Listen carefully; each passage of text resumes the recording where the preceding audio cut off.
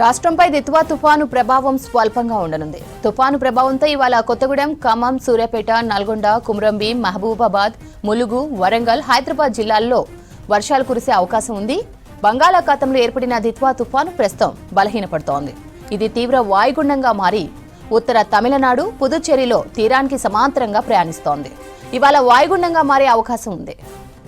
Weather updates Anil అందిస్తారు. Anil, weather updates ఏంటి?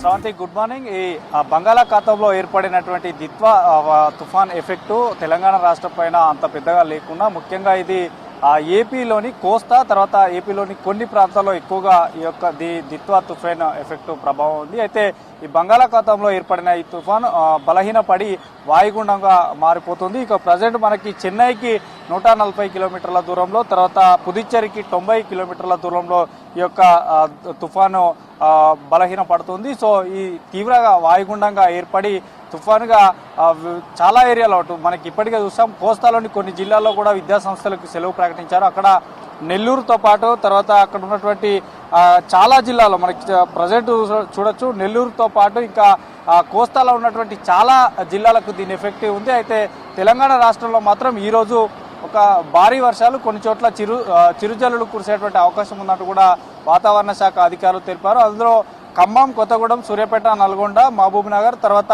హైదరాబాద్లో తేలికపాటి వర్షాలు కురిసేటువంటి అవకాశం ఉందని చెప్తున్నారు. అయితే ఇది పూర్తిగా కూడా ఈరోజు వాయుగుండంగా మారే అవకాశం ఉందంటూ కూడా చెప్తున్నారు. సో ఉత్తర తమిళనాడు, పుదుచ్చేరికి సంబంధించి ఈ యొక్క తీరానికి సమాంతరంగా ఈ యొక్క దిత్వా తుఫాన్ ఎఫెక్ట్ అనేది ప్రయాణిస్తుంది. సో రానున్న 12 గంటల వరకు కూడా దీని ఎఫెక్ట్ ఉండనున్నట్టు కూడా చెప్తున్నారు. అయితే ఇప్పటికే చాలా ఏరియాలో కూడా ఎక్కువగా ఈదురుగాలుల దాటికి పూర్తిగా అస్తవ్యస్తంగా జనజీవనంలో అక్కడ కోస్తాలతో పాటు అటు ఆంధ్రాలోని కొన్ని జిల్లాలు దీనికి ఎఫెక్ట్ గురి కావడం జరిగింది. అయితే ఈ ఎఫెక్ట్తో పాటు ఎక్కువగా తెలంగాణకు సంబంధించి మాత్రం ఈ ఏదైతే దిత్వా తుఫాన్ ఎఫెక్ట్కి సంబంధించి దక్షిణ తెలంగాణలోని కొన్ని జిల్లాలపైనే ప్రభావం ఉంది. ఇక చలి తీవ్రత మాత్రం ఉత్తర తెలంగాణలోని ఏజెన్సీ ప్రాంతాల్లో కనిష్ట స్థాయి ఉష్ణోగ్రతలు నమోదవుతున్నాయి. సింగిల్ డిజిట్కే ఉష్ణోగ్రతలు పడిపోతున్నాయి. ముఖ్యంగా ఉమ్మడి ఆదిలాబాద్ కానీ, తర్వాత కరీంనగర్, అటు ఉమ్మడి ఆదిలాబాద్లోని ఆసిఫాబాదు, నిర్మలు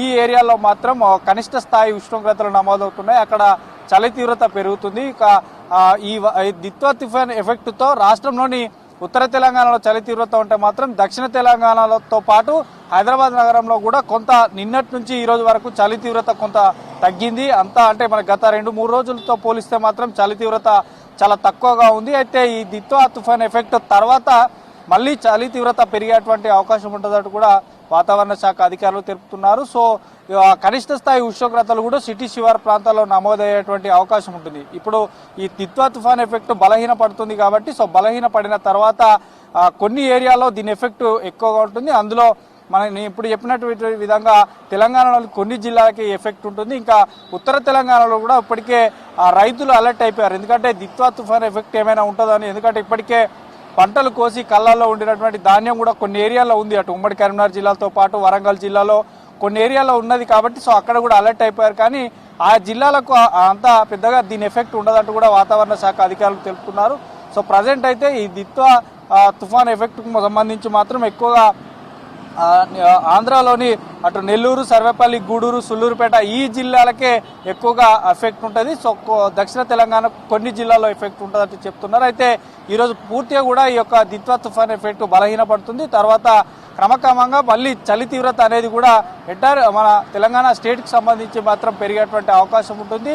సింగిల్ డిజిట్కే కనిష్ట స్థాయి ఉష్ణోగ్రతలు నమోదవుతాయి. సో ప్రజెంట్ అయితే దిత్వా తుఫాన్ ఎఫెక్ట్ క్రమక్రమంగా మనకి ఏదైతే ఆయా జిల్లాలకు సంబంధించి మాత్రం అలర్ట్ అయిపోయారు. సో బలహీన పడిన తర్వాత దీని ఎఫెక్ట్ ఎక్కువగా కోస్తా పైన ఉంటుందని చెప్తున్నారు శ్రవంతి.